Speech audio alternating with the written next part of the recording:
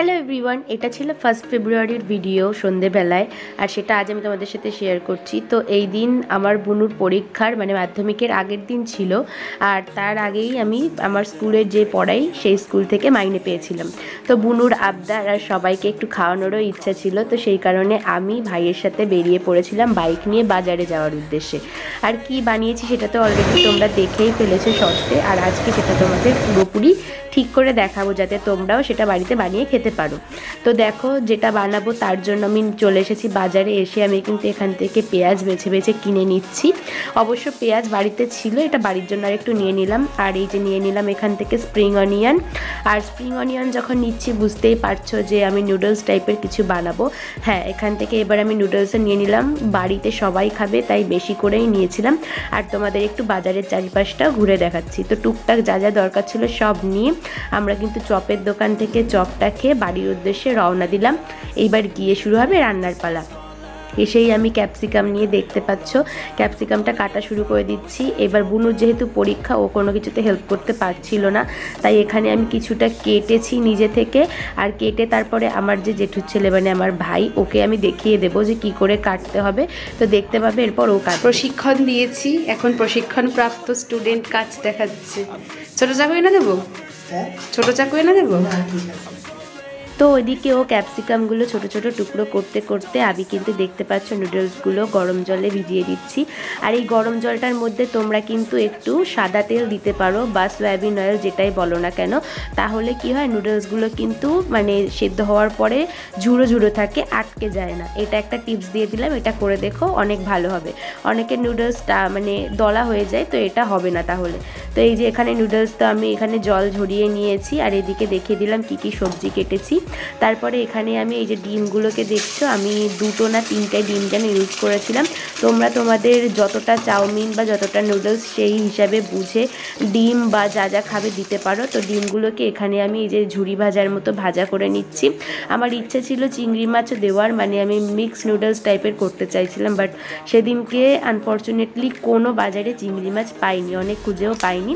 তো তারপর তেল গরম করার পরে একসাথে আমি ছোট ছোট করে কেটে রাখা ক্যাপসিকাম, কিউব করে কেটে রাখা পেঁয়াজ, রসুন কুচি, লঙ্কা কুচি, এগুলো সব একসাথে দিয়ে হালকা কিন্তু ফ্রাই করে নেব। আর এটা আমি বানাচ্ছিলাম, তোমরা বলতে পারো মিক্স চাউমিনও বলতে পারো, মিক্স নুডলসও বলতে পারো। আবার আমি এটার নাম দিয়েছিলাম যেহেতু চিলি চাউও বলতে পারো, কারণ চিলি চিকেনের মতো সব সবজিগুলো কেটে দিচ্ছিলাম। যেটা তোমাদের ইচ্ছা, মেন কথা খাওয়া নিয়ে টেস্ট। আর এটা হাক্কা নুডলস টাইপেরও কিন্তু হবে। তো এবার দেখো সবগুলো একটু টস করে নেওয়ার পরে ওর মধ্যে আমি হালকা স্প্রিং অনিয়নও দিয়ে দিয়েছি, আর কিছুটা স্প্রিং অনিয়ন রেখে দিয়েছি, কেন সেটা পরেই দেখতে পাবে। তার মধ্যে দিয়ে দিলাম স্বাদ অনুযায়ী লবণ।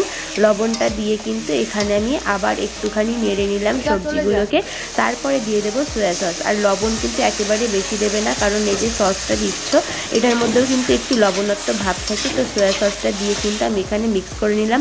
তোমরা চাইলে গ্রিন চিলি সসও দিতে পারো, আমিও বোধহয় দিয়েছিলাম কিন্তু ক্লিপটা এখানে নেই বলে দেখাতে পারলাম না।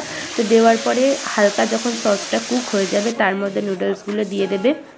তো আমি বাড়ির সবার জন্য বানাচ্ছিলাম বলে অনেকটাই বানিয়েছি, আর পুরো কড়াই ভরে বানিয়েছি। তো আমার এখানে একটু দেখতে পাচ্ছ নড়াতে সমস্যা হচ্ছিল, তো আমি আস্তে আস্তে করে এগুলোকে মিক্স করে নিচ্ছি নুডলসগুলোকে।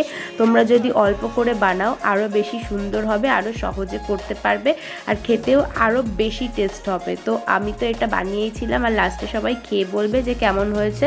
তো এখানে এখন কিন্তু আমি আস্তে আস্তে করে দেখতে পাচ্ছ নুডলসটাকে মিক্স করে নিচ্ছি। প্রথমে কিন্তু ওই বড় খুন্তিটা দিয়ে সমস্যা হচ্ছিলো বলে আমি ছোটো মুখের খুন্তিটা ব্যবহার করেছি। তারপরে দিয়ে দিলাম ওর মধ্যে যে ডিমগুলো ভেজে রেখেছি সেগুলো, আর বাকি আরেকটুখানি স্প্রিং অনিয়ন দিলাম। দিয়ে কিন্তু দেখো ভালো করে নুডলসটা মিক্স করে নিয়েছি। আর মিক্স করার পরে কিন্তু দারুণ দেখতে লাগছিলো, একদম এটার রিয়েল কালারটা চলে এসেছিলো। আর উপর থেকে হালকা করে আবার স্প্রিং অনিয়ন ছড়িয়ে দিয়ে আমার কিন্তু এখানে হাক্কা নুডলস বলো বা মিক্স নুডলস যা বলো না কেন, তো এটা কিন্তু রেডি হয়ে গেছে। আর দেখতে কিন্তু পুরোই রেস্টুরেন্টের মতো হয়েছিল, আর খেতে কেমন হয়েছে সেটা এবার আমার ভাই বোনরাই বলবে। বলুন খেয়ে কেমন হয়েছে। আর এখানে আমাদের পড়ুয়া তিথি, যার জন্য এত কিছু।